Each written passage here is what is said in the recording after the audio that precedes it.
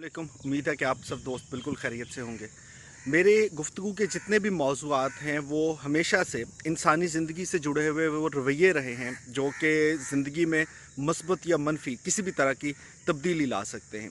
और हमारी कोशिश मेरा हमेशा यही रही है कि कोई ऐसी बात जो है उसको हम डिस्कस करें, किसी ऐसी बात किसी ऐसे पहलू पे गुफ्तगू करें कि जिससे हमारे रवैयों में मुस्बत तब्दीली आए और मुआशरा जो है वो एक अच्छा मुआशरा बन सके। बहुत सी कमियां कोताहियां हर मुआशरे में होती हैं। हमारे मुआशरे में एक कमी कह लीजिए, कोताही कह लीजिए, वो यही भी है कि हमारे रवैयों में जो क्रिटिसिज्म है वो ज़रूरत से कहीं ज़्यादा है। और हम अच्छी खासी बात में क्रिटिसिज्म का कोई ऐसा पहलू ढूंढ लेते हैं कि अगर कोई सुने तो वो शायद परेशान हो जाए कि यार ये बात ऐसे भी हो सकती थी, हमने तो इसके बारे में बिल्कुल नहीं सोचा। अब पिछले दिनों एक हादसा हुआ, दो इनफैक्ट हादसे हुए, बहुत बड़े हादसे हुए।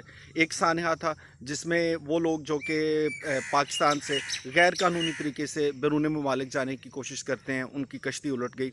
मुझे याद है कि जनवरी में भी इस तरह का एक वाक़या हुआ था और तब हमने इस पर एक गुफ्तगू भी की थी।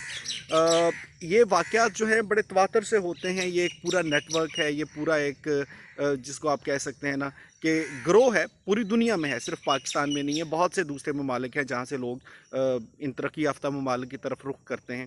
तो इसमें वो जो बुनियादी इस्तिलाहें हैं कि गैर कानूनी तरीके से आप पाकिस्तान से ईरान जाएंगे, ईरान से आप तुर्की जाएंगे, तुर्की से आप साहिल समंदर और फिर वहाँ समंदर के ज़रिए कश्ती से होते हुए यूनान जाएंगे, या फिर लीबिया के रास्ते लोग जाते हैं। बहुत से ऐसे रास्ते हैं क्योंकि यूरोपीय यूनियन जो है इसका आगाज़ 1992 में हुआ। इब्तदाई तौर पे 12 मुल्क थे, फिर आहिस्ता आहिस्ता बहुत से नए ममालिक को मेंबरशिप मिलती गई और इस 29 ममालिक इसके हो गए। लेकिन उस 29 ममालिक की फहरिस्त में फिर बरतानिया ने ऑप्ट आउट कर लिया और बरतानिया ने यूरोपीय यूनियन से अलहदगी इख्तियार कर ली, दोबारा से इंडिपेंडेंट हो गए। लेकिन फिर भी जो लोग यहाँ से जाते हैं उनकी कोशिश होती है कि यूरोपीय यूनियन के किसी मुल्क में चले जाएं, क्योंकि जब किसी एक मुल्क में चले जाते हैं तो फिर उसके बाद उनके लिए बहुत आसान हो जाता है कि वो बाकी ममालिक में भी जा सकते हैं। अच्छा, अब इसके लिए जो गैर कानूनी तरीका इख्तियार किया जाता है वो डंकी लगाना उसको कहते हैं। वो लोग जो उनको फैसिलिटेट करते हैं, जो उनके एजेंट होते हैं, उनको डंकर कहा जाता है। वो जगह जहाँ पे इनको जाके रखा जाता है, जहाँ पे ये छुपते हैं, उनको सेफ कहा जाता है। बहुत सी ऐसी इस्तिलाहें हैं। मैंने चंद एक लोगों से गुफ्तगू की तो वो पता चला कि ये पूरा तरीक़ाकार क्या होता है। आप जैसे ही बॉर्डर क्रॉस करते हैं पाकिस्तान का, फिर उसके बाद फिर आप उनके रहम करम पे होते हैं, क्योंकि उनको पता है कि आप गैर कानूनी हैं। आपकी जान की कोई परवाह नहीं, आपके माल की कोई परवाह नहीं, आपकी इज्जत किसी चीज़ की कोई परवाह नहीं है जी, आप फिर उनके रहम करम पे हैं। वो एक बहुत बुरा हादसा था। उस पे तफ़सील से किसी दिन बात करेंगे और मैं कोशिश करूँगा कि उसकी बुनियादी वजूहात कि जो लोग यहाँ से जाते हैं वो क्या बुनियादी गलतियाँ करते हैं। लेकिन इतना ज़रूर कहूँगा कि आजकल टेक्नोलॉजी का दौर है। आप गूगल पे सर्च करें, आपको बहुत सी दुनिया के यूनिवर्सिटीज़ में अगर आप एडमिशन लेना चाहते हैं, कारोबार करना चाहते हैं, आप नौकरी करना चाहते हैं, ऑनलाइन पोर्टल्स मिल जाते हैं। तो भाई आप कानूनी तरीका इख्तियार करें, आपके पास डॉक्यूमेंट्स हों, आप फ्लाई करें, आप दूसरे ममालिक में जाएँ, पैसा कमाएँ, घर वालों को आप पैसा भेजें, तो वो कानूनी रास्ता है। क्योंकि ये गैर कानूनी तरीके से जाना जो है, ये किसी दौर में बहुत से लोग जाते रहे, लेकिन अब ज़माना शायद बहुत बदल गया है। अच्छा, दूसरा सानहा जो हुआ वो ओशन गेट के एक आबदोश में कुछ 5 लोग जो थे वो टाइटैनिक का मलबा देखने के लिए सतह समुंदर से नीचे समंदर के अंदर तकरीबन 3 किलोमीटर 3-4 किलोमीटर तक या 12,000 फीट तक उन्होंने नीचे ट्रैवल करना था। फिर हादसा पेश आ गया, वो अपनी जान से गए। अब इस पे बहुत से हमारे दोस्तों ने कुछ इस तरह के तनकीदी पहलू ढूंढ लिए। कुछ ने कहा जी कि ये देखें, ये लोग हैं जिन्होंने करोड़ों रुपया खर्च करके अपनी मौत खरीदी। ये वो लोग हैं जी जिनके पास पैसा होता है, देखें अपने पैसे का किस तरह से ज़िया करते हैं।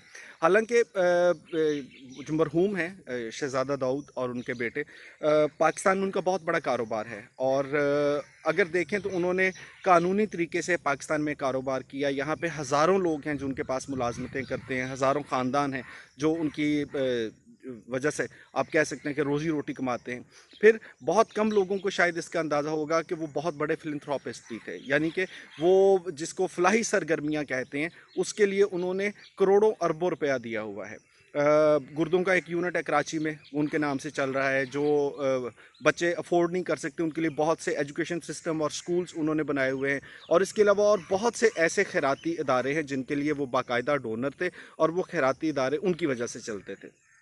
अब हमारे यहाँ एक तनकीद का पहलू से बात हो रही थी। वो तनकीद का पहलू ये है कि अगर खुदा न खास्ता हमें लगता है कि जिस बंदे के पास पैसा है ना, वो अनफॉर्चुनेटली हमें ये लगता है कि भाई उसने दो नंबरी से वो पैसा कमाया, और जिसके पास बहुत पैसा है वो तो पैसे का सिर्फ ज़िया करना जानता है। हालांकि आप मान लीजिए कि आप मेहनत करते हैं, महीने के बाद आप 40-50 हज़ार रुपया कमाते हैं। उस 40-50 हज़ार में से अगर आप चाहें कि अपनी मर्ज़ी से 1000-2000 रुपये अपनी मर्ज़ी से किसी शौक़ के लिए ख़र्च करना चाहें, तो किसी को कोई एतराज़ नहीं होगा कि जब तक आपने वो पैसा जायज़ तरीके से कमाया, अपनी तमाम ज़िम्मेदारियाँ पूरी कर ली, और उसके बाद वो पैसा आपका हक़ है, आप जहाँ चाहें इस्तेमाल कर लें। लेकिन हम ना जाने क्यों बहसीत कौम जो है ना, फ़ौरन इस क्रिटिसिज्म पे आ जाते हैं कि भाई ये कौन सा रवैया हुआ कि आपने इतने करोड़ों रुपए खर्च कर दिए और देखें आपको बदले में क्या मिला। इस तरह तो पूरी दुनिया में लोग माउंट एवरेस्ट पे जाते हैं, करोड़ों रुपया खर्च करते हैं, लाखों रुपया खर्च करते हैं, जान से भी जाते हैं, नांगा पर्वत पे जाते हैं, केटू पे जाते हैं, और बहुत सी ऐसी एडवेंचर स्पोर्ट्स है जिस पे बहुत महंगा महंगा पैसा खर्च होता है। तो इसका मतलब है कि हम फिर वो कोई ऐसा हादसा हो जाए तो फिर उनको भी कहें कि जी किसने कहा था इनको कि पहाड़ की बुलंदी पे चढ़ें। बट ठीक है, उनका एक एडवेंचर है, उनका शौक़ है। सिर्फ समझने और समझाने की बात, या एक रिक्वेस्ट हम सबसे ये है कि जब भी कोई वाक़या हो ना, तो फ़ौरन उस पे क्रिटिसिज्म ना किया करें, उसके थोड़े बैकग्राउंड को समझ लिया करें। और वैसे भी बतौर मुसलमान हमारा ये एक फ़र्ज़ है कि वो शख्स जो कि अब इस दुनिया में नहीं है, हम उसके लिए सिर्फ दुआए मग़फ़िरत करें, उसके लिए अच्छा बोलें, और उसकी किसी भी, आपको अगर कोई तनकीद वाली बात समझ में भी आती है तो भाई फिर भी खामोशी इख्तियार करें। अब ये उसका और अल्लाह का मामला बन गया। ये रवैयों में बुनियादी तब्दीली के लिए छोटी सी गुफ्तगू है। आज के बाद खुदा के लिए अगर कभी कोई इस तरह की ख़बर आपको मिलती है तो फ़ौरन से तनकीद वाले मोड में न चले जाया करें, बल्कि चीज़ों को किसी और अंदाज से भी देखें। चीज़ें भी समझनी शुरू हो जाएंगी और ज़िंदगी भी कुछ मुस्बत और आसान हो जाएगी। अल्लाह ताला हम सब पे अपना करम रखे। शुक्रिया।